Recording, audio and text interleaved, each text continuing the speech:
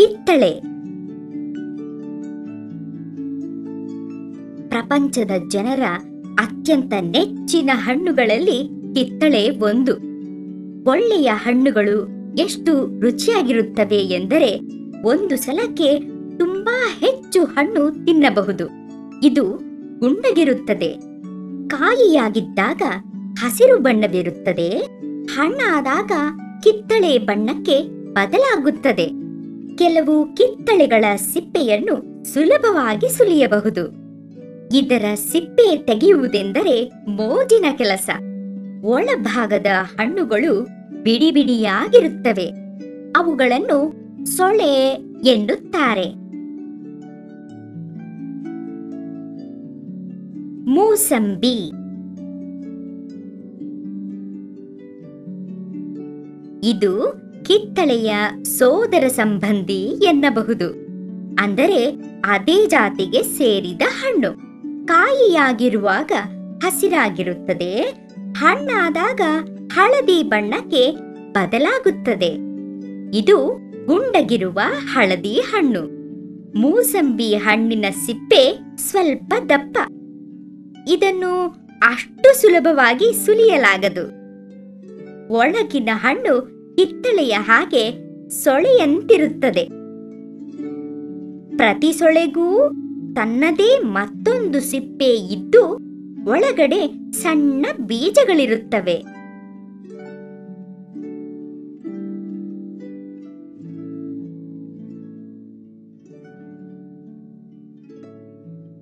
ಮಾವು.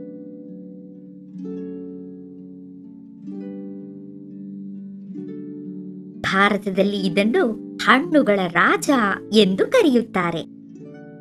ಮಾವಿನ ಹಣ್ಣು ನಿಜಕ್ಕೂ ರುಚಿಯಾಗಿರುತ್ತದೆ. ಕಾಯಿಯಾಗಿರುವಾಗ ಹಸಿರಾಗಿರುತ್ತದೆ. ಹಣ್ಣಾದಾಗ ಚಿನ್ನದಂಥ ಹಳದಿ ಬಣ್ಣ ಅಥವಾ ಕೆಂಪು ಬಣ್ಣಕ್ಕೆ ಬದಲಾಗುತ್ತದೆ. ಒಳಗಡೆ ಹಳದಿ ಬಣ್ಣದ ತಿರುಳು, ಅದರೊಳಗೆ ದೊಡ್ಡ ಬೀಜ ಇರುತ್ತದೆ. ಇದನ್ನು ತೊಗಟೆ ಎನ್ನುತ್ತಾರೆ. ಮಾವಿನ ಹಣ್ಣುಗಳು ಅನೇಕ ಆಕಾರಗಳಲ್ಲಿ ಹಾಗೂ ಗಾತ್ರಗಳಲ್ಲಿ ಬರುತ್ತವೆ. ಕೆಲವು ಮಾವಿನ ಹಣ್ಣುಗಳ ತಿರುಳಲ್ಲಿ ಕೂದಲಿನಂಥ ನಾರು ಇರುತ್ತದೆ. ಇಂತಹ ಮಾವಿನ ಹಣ್ಣು ತಿನ್ನುವಾಗ ಈ ಕೂದಲಿನಂಥ ನಾರು ಹಲ್ಲುಗಳ ನಡುವೆ ಸಿಕ್ಕಿಕೊಂಡು ಬಿಡುತ್ತವೆ. ಹುಷಾರಾಗಿರಿ. ಪಪಾಯ.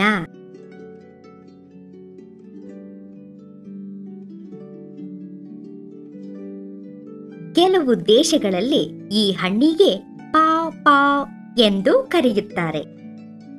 ಇದು ನೋಡಲು ಉದ್ದನೆಯ ನಿಂಬೆಯ ಹಾಗಿರುತ್ತದೆ. ಕಾಯಿಯಾಗಿದ್ದಾಗ ಹಸಿರಾಗಿರುವ ಈ ಹಣ್ಣು ಆಮೇಲೆ ಬೆಳೆದಂತೆ ಕಿತ್ತಳೆ ಅಥವಾ ಹಳದಿ ಬಣ್ಣಕ್ಕೆ ತಿರುಗುತ್ತದೆ. ಪಪಾಯ ಹಣ್ಣಿನ ತೆಳು ಸಿಪ್ಪೆಯನ್ನು ಸುಲಿದ ನಂತರ ಒಳಗಿನ ಕಿತ್ತಳೆ ಬಣ್ಣದ ತಿರುಳು ಬಹಳ ರುಚಿಯಾಗಿರುತ್ತದೆ. ಆದರೆ ತಿರುಳಿನಲ್ಲಿ ನೂರಾರು ಸಣ್ಣ ಸಣ್ಣ ಗುಂಡಗಿನ ಬೀಜಗಳಿರುತ್ತವೆ. ಇವುಗಳನ್ನು ತಿನ್ನಬೇಡಿ. ಪೀಚ್. ಇದನ್ನು ಪೀಚ್ ಹಣ್ಣು ಎನ್ನುತ್ತಾರೆ. ಮುಟ್ಟಲು ಬಹಳ ಮಜವಾಗಿರುತ್ತದೆ.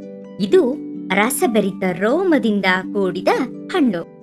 ಎಲ್ಲಿ ಒಂದು ಪೀಚ್ ಹಣ್ಣು ತೆಗೆದುಕೊಂಡು ನೋಡಿ. ಇದರ ಸಿಪ್ಪೆಯನ್ನು ತಿನ್ನಲಾಗದು. ಒಳಗಿನ ತಿರುಳು ರಸಭರಿತವಾಗಿ ರುಚಿಯಾಗಿರುತ್ತದೆ.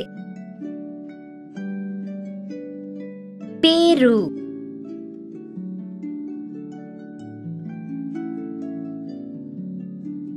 ಇದನ್ನು ಪೇರು ಹಣ್ಣೆನ್ನುತ್ತಾರೆ. ಈ ಹಣ್ಣನ್ನು ತಿನ್ನುವಾಗ ಕರಕರ ಸದ್ದಾಗುತ್ತದೆ.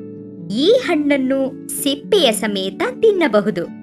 ಹಣ್ಣಾದಾಗ ಹಸಿರು ಅಥವಾ ಹಳದಿಯಾಗಿರುತ್ತದೆ. ಕೆಲವು ಪಿಯರ್ ಹಣ್ಣುಗಳನ್ನು ಬೀಜದ ಸಮೇತ ತಿನ್ನಬಹುದು.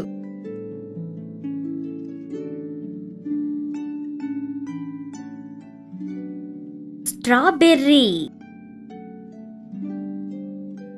ಇದು ಸ್ಟ್ರಾಬೆರ್ರಿ. ಇದು ಎಷ್ಟು ರುಚಿಕರ ಅಂದರೆ ಒಂದು ತಿಂದ ನಂತರ ಮತ್ತೊಂದು ಮಗದೊಂದು ತಿನ್ನುತ್ತಲೇ ಇರಬೇಕು ಎನಿಸುತ್ತದೆ.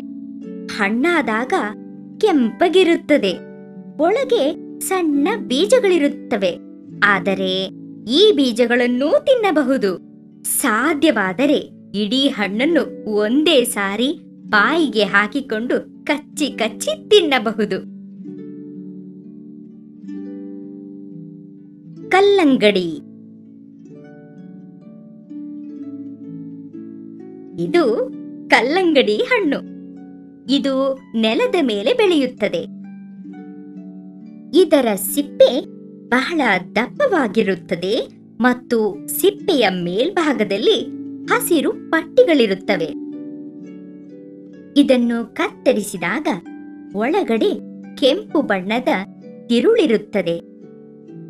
ಈ ತಿರುಳು ಬಹಳ ಸಿಹಿಯಾಗಿರುತ್ತದೆ ಮತ್ತು ನೀರಿನಿಂದ ತುಂಬಿರುತ್ತದೆ.